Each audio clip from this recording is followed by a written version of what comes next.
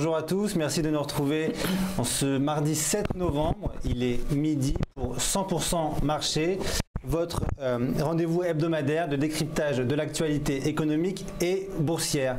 Aujourd'hui, m'accompagneront Gérard Ampeau, responsable des programmes à l'École de la Bourse. Bonjour Mathieu, bonjour à tous. Et Laurent Albi, président de l'AFAT. Bonjour Mathieu, bonjour à tous. Je vous rappelle dès à présent que les produits que nous allons présenter aujourd'hui présentent un risque de perte en capital, en cours de vie et à l'échéance. On commence sans plus attendre avec la première rubrique, c'est le bilan de la semaine.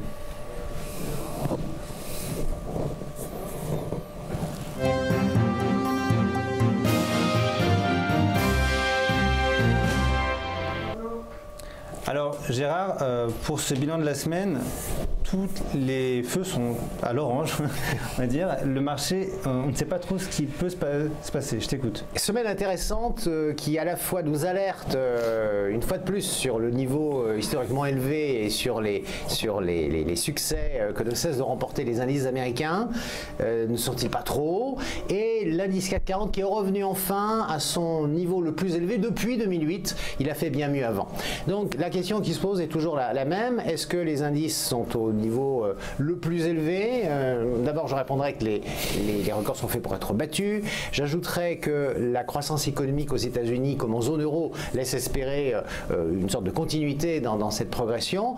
Mais c'est vrai, on a aujourd'hui comme une sorte de dichotomie, une forme de dilemme entre les valeurs françaises ou européennes qui sont au pinacle. Je pense au LVMH, au L'Oréal et autres sociétés technologiques qui sont au plus haut historique, et puis celles qui sont à la traîne, celles dont une grande partie du chiffre d'affaires est plutôt européenne, voire française. Je pense à des sociétés comme Orange par exemple.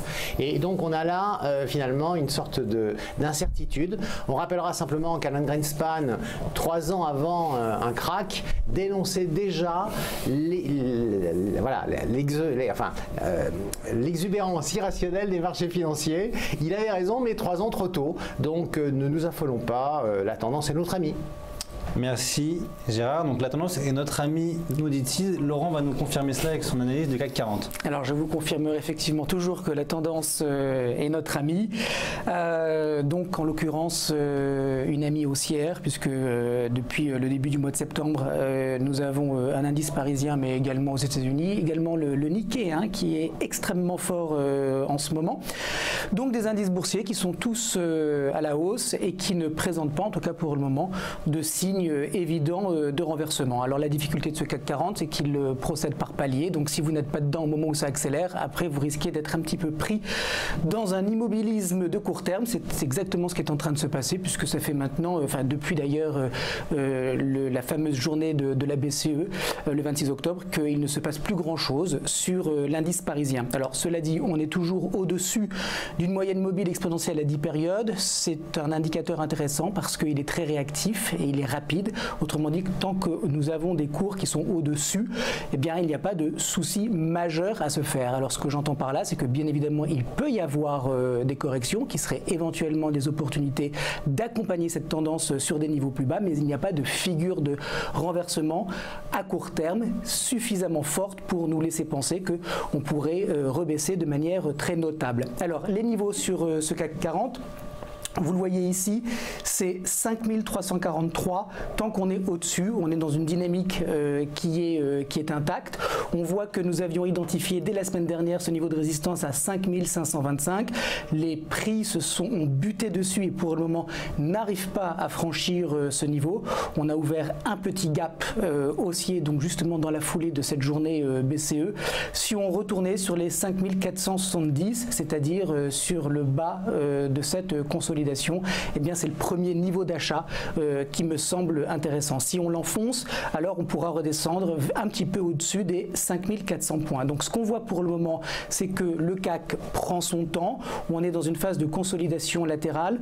On a des indicateurs techniques qui nous disent que ça devrait continuer sur les niveaux actuels ou sur repli. Ça, c'est vraiment la question à laquelle il est très difficile de répondre. En tout cas, tant que le gap qui a été ouvert dernièrement n'est pas comblé, on mise plutôt pour une continuation haussière. Donc dans ce scénario qui reste positif, nous avons choisi un turbo call, bien évidemment, de code 72 ARB. donc un turbo call de code 72 ARB. Vous allez voir les paramètres s'afficher à l'écran. Donc avec une barrière désactivante et un prix d'exercice égaux à 5325 points.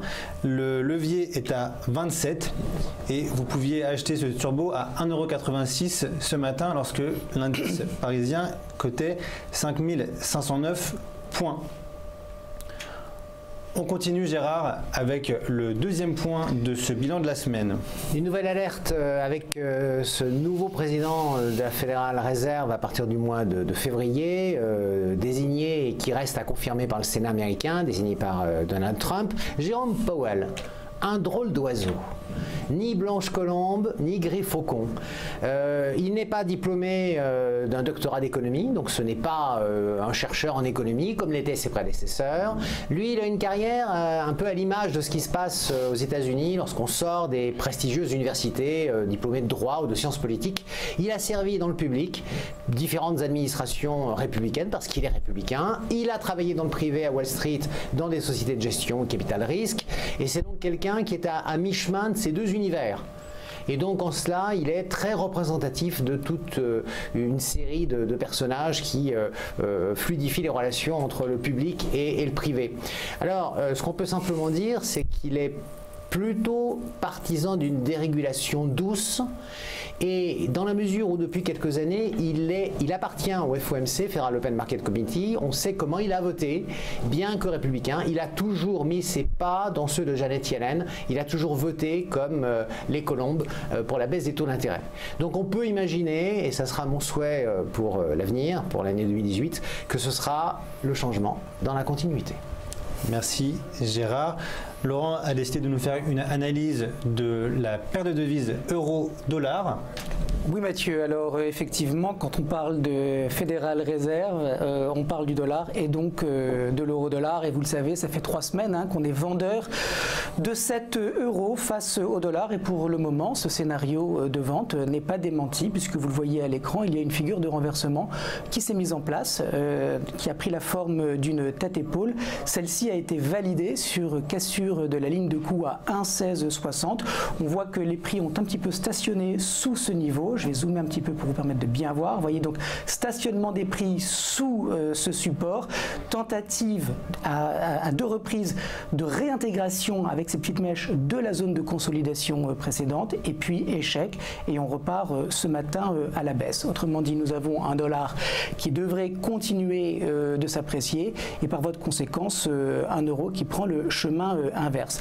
Alors du point de vue des indicateurs, on voit que nous avons 2 moyennes mobiles 10 exponentielles. Vous savez que je l'aime bien celle-là parce qu'elle arbitre bien les réactions de très court terme qui vient jouer son rôle de résistance dynamique et puis un alignement entre 10 et 40 avec un spread entre les deux qui commence à s'écarter, autrement dit un momentum de baisse qui commence à réapparaître très graduellement et qui nous fait penser qu'on devrait assister pour les prochaines semaines à une continuation donc de la dépréciation de la devise européenne. Alors dans ce contexte, on a choisi la semaine précédente et ces 2 dernières semaines plutôt des produits qui associent donc une dépréciation des cours de l'euro, des puts et on va rester sur cette lancée cette semaine avec un turbo infini best put. Cette fois-ci son code c'est le Z773B. Alors un turbo infini best put de code Z773B. Donc comme l'a mentionné Laurent, qui permet de profiter d'un renforcement du dollar par rapport à l'euro. Le produit n'a pas d'échéance comme son nom l'indique et la barrière désactivante et le prix d'exercice sont situés à 1,2138 $. Ce produit pouvait être acheté ce matin à 52 centimes prix unitaire. Dernier point du bilan de la semaine, Gérard, on parle du pétrole. Alerte sur le front du pétrole, en effet, puisque la croissance économique a permis à un certain nombre de pays, dont la Chine, de continuer à être importateur de manière importante de pétrole. Et on doit bien considérer quand même que les récents accords pris entre, par exemple, l'OPEP et la Russie ont sur la réduction de la production ont plutôt bien fonctionné. Et donc quand on réduit un petit peu la production et qu'on a quand même une demande relativement assez forte, soutenue par la croissance économique mondiale, ben on a ce qu'on a aujourd'hui, c'est-à-dire un prix du baril de pétrole qui a beaucoup monté ces derniers mois et qui dépasse, en tous les cas pour le Brent, qualité Brent, les $60 le baril. Alors on essaiera de se pencher tout à l'heure sur l'avenir de ce mouvement. Je rappellerai simplement que lorsque le prix du baril de pétrole monte, la grande préoccupation des pays producteurs, c'est de placer l'argent ainsi reçu. Et parfois, il leur arrive de diversifier leur placement et de sortir du dollar pour reprendre un peu de l'euro. On verra si dans les mois qui viennent, ce mouvement se poursuit et on aura à nouveau un débat, je pense, avec Laurent, entre fondamentalistes et chartistes sur ce genre d'éléments perturbateurs pour l'évolution du dollar euro, par exemple. Et bien entendu, on y reviendra sur l'évolution prévisible du prix du baril, prévision ô combien difficile à réaliser aujourd'hui. Merci Gérard. Nous reparlerons effectivement du Brent dans la rubrique Focus. En attendant, on enchaîne avec la deuxième rubrique de l'émission. Ce sont les tops et les flops.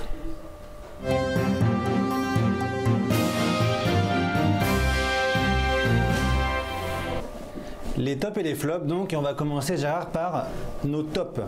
Oui, c'est bien normal.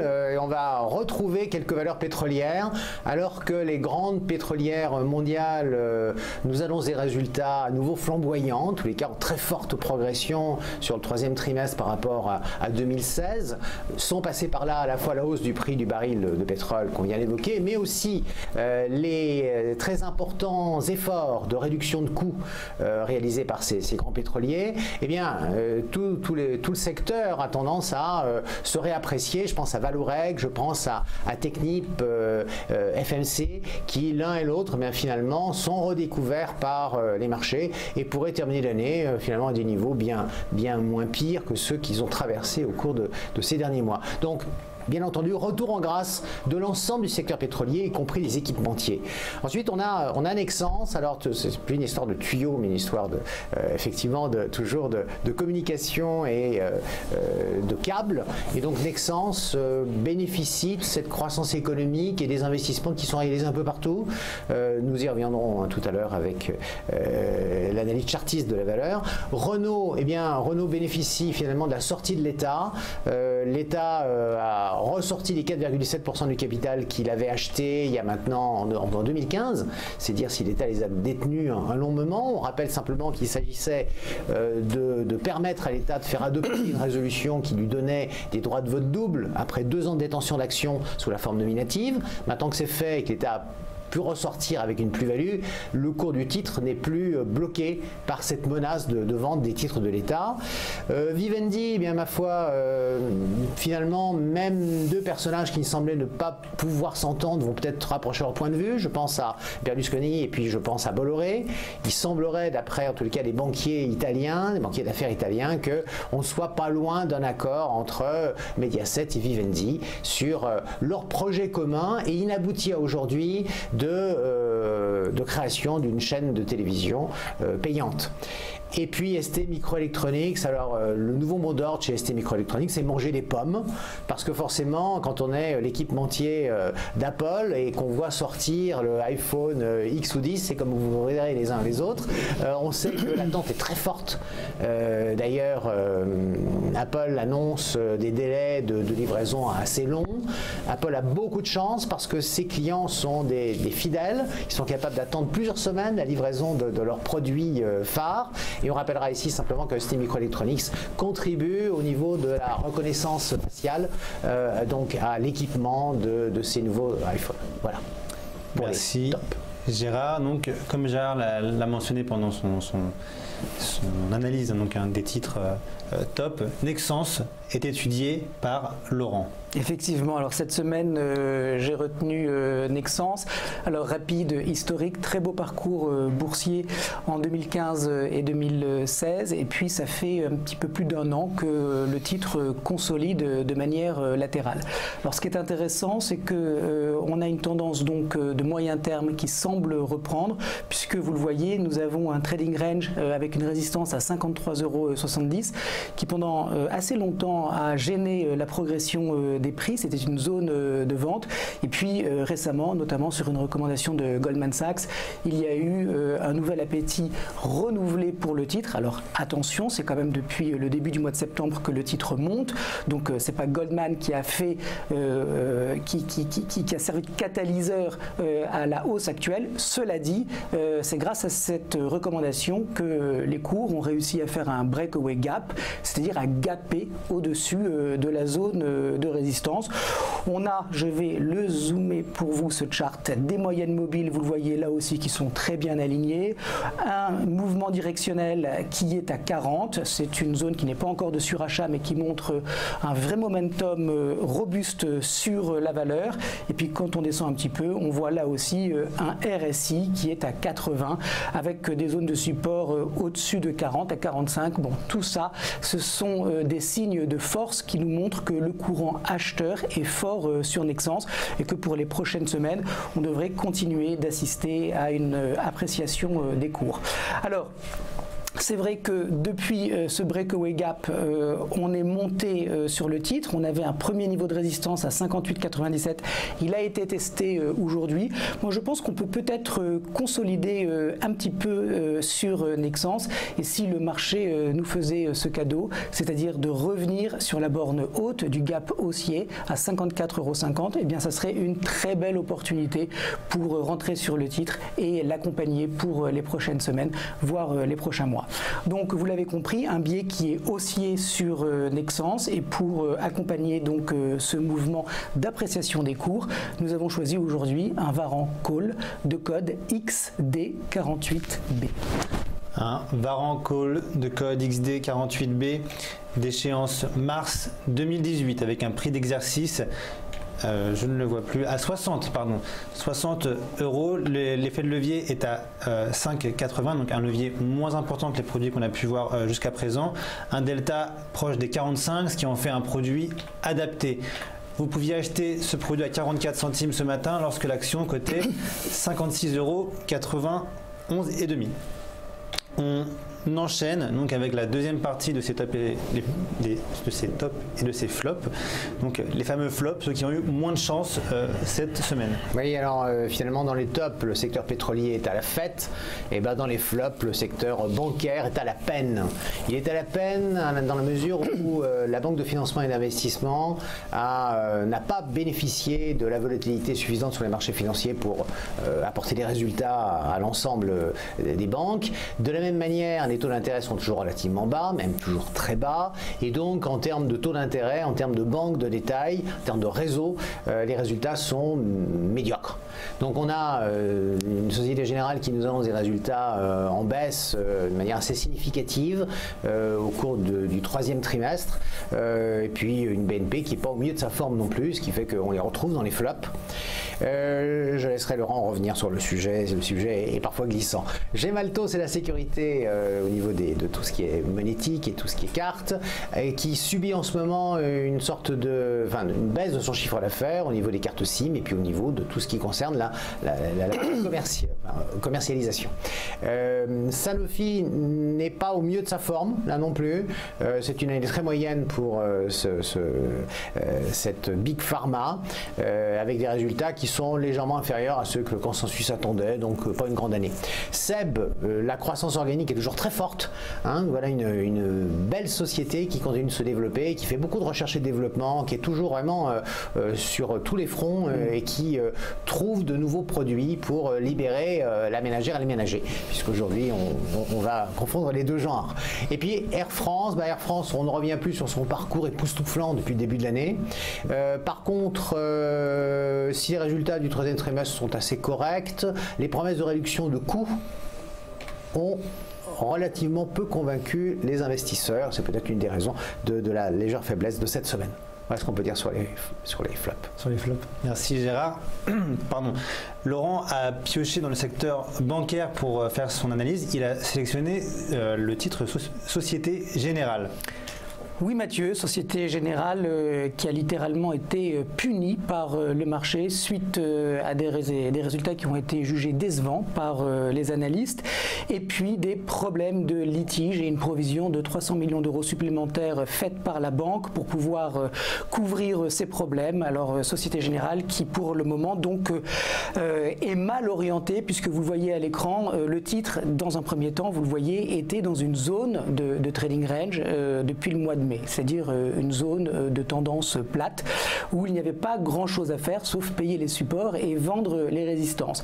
Et puis avec ces nouvelles en fin de semaine dernière, on a effectivement un gap baissier qui a été ouvert. Alors regardez, je vais zoomer pour que vous puissiez bien voir. Donc gap baissier qui a été ouvert, mais vous le voyez, malgré ce gap baissier, on était quand même au-dessus de cette zone de support que j'avais identifiée à 45,42 €. Et puis par derrière, il y a eu une continuation donc de la baisse avec des investisseurs qui visiblement sortent du titre et on a par conséquent Société Générale qui pourrait tout à fait maintenant retourner puisque le titre est sorti de cette grande zone de consolidation et que la pression vendeuse pour le moment n'est pas démentie. Eh bien nous pourrions assister à une continuation de la dépréciation des cours jusqu'à ce niveau de support à 40,75 voire 41 €. Donc on a un titre qui pour le moment est malmené et donc ça nous donne bien évidemment envie de le vendre. Comment? Eh bien en achetant un Varan Put de code TE47B. Un Varan Put donc qui vous permettrait d'accompagner une baisse du titre Société Générale. Oui, donc c'est bon. Le prix d'exercice est à 42 €, l'échéance mars 2018, un delta à 34,70, donc pareil, encore une fois un produit adapté. Attention donc à la volatilité implicite quand vous investissez sur des varans.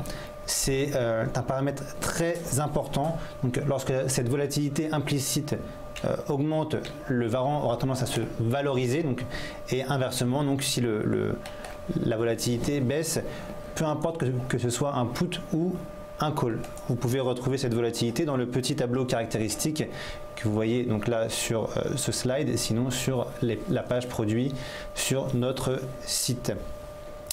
C'en est fini avec les tops et les flops. On enchaîne avec la prochaine rubrique, c'est le focus.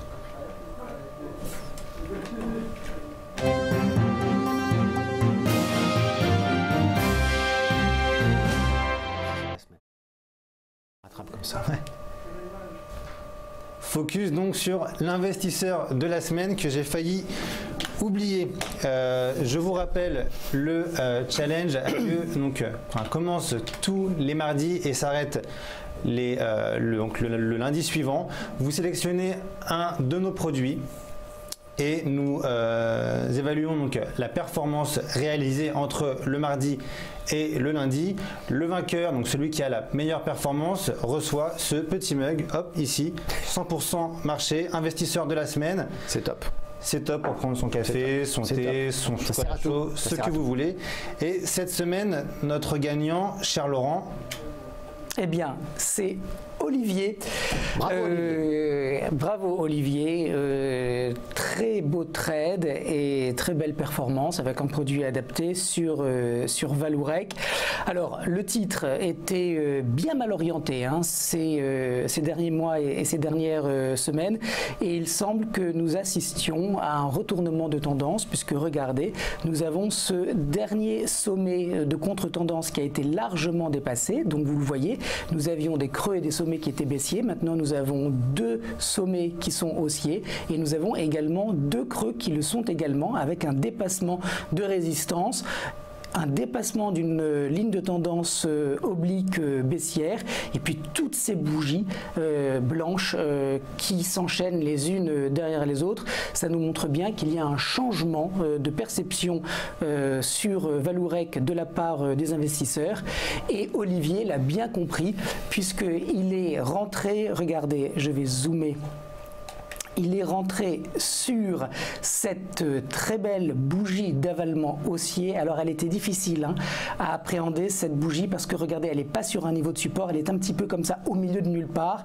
Mais Olivier, il a tenté sa chance et il a eu raison. Donc premier signal, donc bougie d'avalement haussier qui nous montre que cette pression vendeuse est peut-être en train de s'estomper. Et puis par derrière, on a des prix qui repassent au-dessus de la moyenne mobile à 40 jours, au-dessus de l'oblique baissière et maintenant au-dessus du 62% de retracement de la baisse précédente. Autrement dit, un fort courant acheteur dont Olivier a su tirer profit puisqu'il a choisi un turbo call, le 0,6 A au B, et il a fait, Olivier, une performance de 115% sur cette appréciation qui n'est plus un rebond technique mais peut-être un renversement de tendance. On peut viser sur Vallourec maintenant la résistance suivante à 5,80.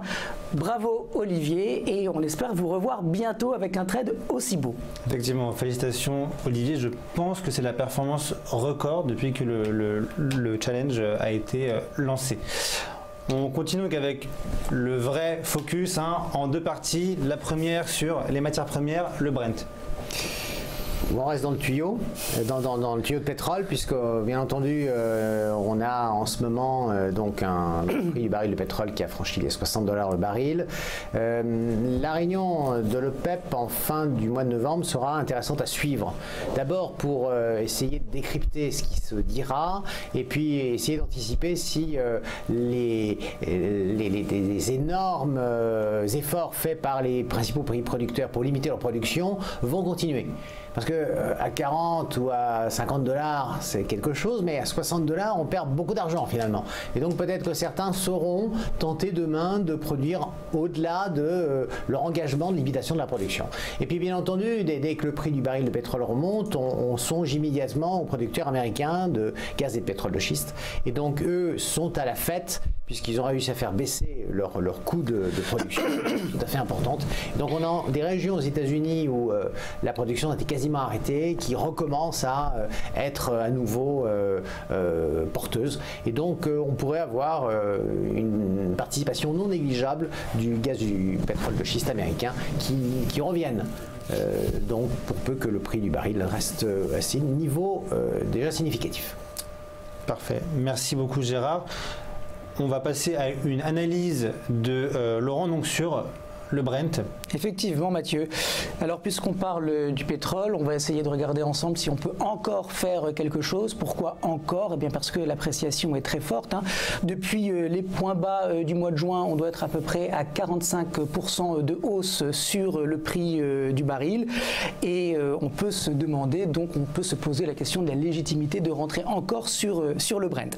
Alors déjà on va regarder ensemble les indicateurs techniques. Que nous disent-ils? Déjà on a deux moyennes mobiles, vous les connaissez bien, 10 et 40 qui sont parfaitement alignés avec des prix qui sont toujours au-dessus de la 10 exponentielle, donc un mouvement qui a une nature impulsive avec, vous le voyez par ailleurs, un mouvement directionnel qui est à 45, c'est-à-dire qu'on rentre maintenant dans des zones de surachat. Cela dit, les mouvements directionnels peuvent continuer de monter, en tout cas un momentum qui est très fort.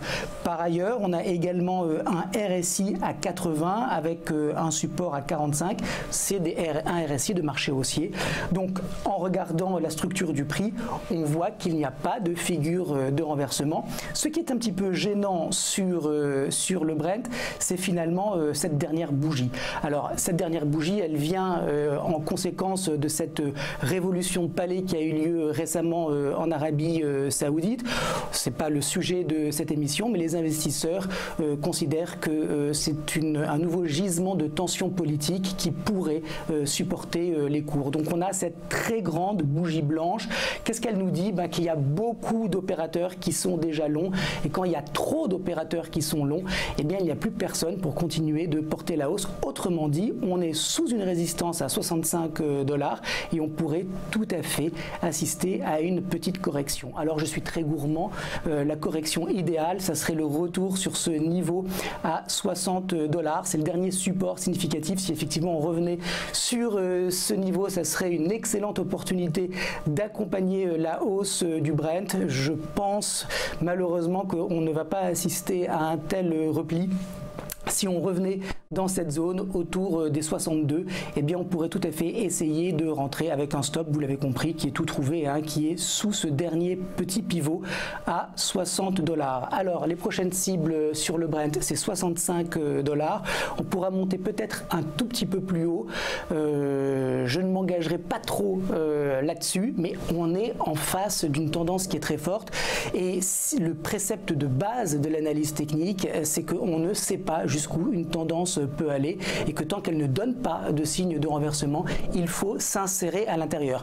Comme nous n'avons pas de divergence baissière sur le RSI et que d'une manière générale, les oscillateurs ne nous montrent pas de signes patents de fatigue, je pense que la meilleure stratégie, c'est d'essayer d'accompagner cette tendance, pas forcément sur les prix actuels. Alors je risque d'être pris en défaut parce que si vraiment il y a un appétit qui est très fort, eh ben ça va continuer de monter sans jamais faire de repli, mais c'est un petit peu ça, hein, l'art et la difficulté du trading. J'aime bien payer les replis, donc si on retournait sur 62 $, ça serait une opportunité. Si on ne le fait pas, eh bien ça veut dire qu'on va continuer de monter. Prochaine cible, donc 65 et puis 68. Alors un contexte qui est éminemment haussier pour toutes les raisons que Gérard nous a expliquées.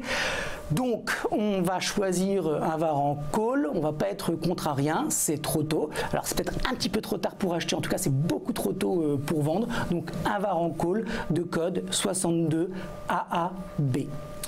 Donc le VAR en call de code 62 AAB avec un prix d'exercice à 68 $.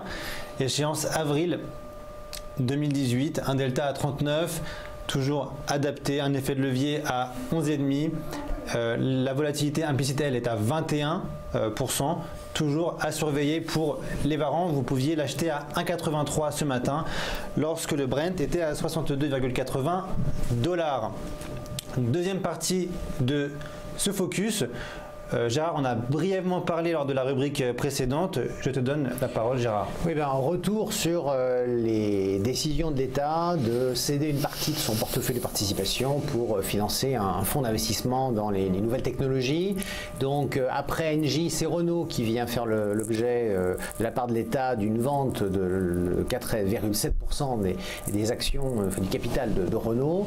Donc, d'une certaine manière, le plafond de verre qui capait le cours de l'action Renault, qui empêchait de monter, la menace de vente par l'État est levé et donc le cours va pouvoir évoluer plus librement en tous les cas sans cette menace. Et puis demain, on sait que Orange, ADP et d'autres encore pourraient faire l'objet de la part de l'État, dans la mesure où ils ne sont pas forcément toutes des participations stratégiques, de vente d'une partie du capital sans que l'État perde totalement bien entendu la main, puisque avec ses droits de vote double évoqués tout à l'heure, il continue de peser dans les décisions de ces entreprises. Donc à suivre de futures sorties, allègements de l'État dans une société comme Orange par exemple, et puis ADP on verra, mais ADP a un vol de ses propres ailes, si je peux utiliser cette expression qui est un peu bizarre pour un gérant d'infrastructure aéroportuaire, mais en tout état de cause, le cours lui n'a pas été capé, mais c'est peut-être le cas pour Orange ou pour d'autres. Merci Gérard. On arrive donc à la dernière rubrique de notre émission, c'est la rubrique à ne pas manquer.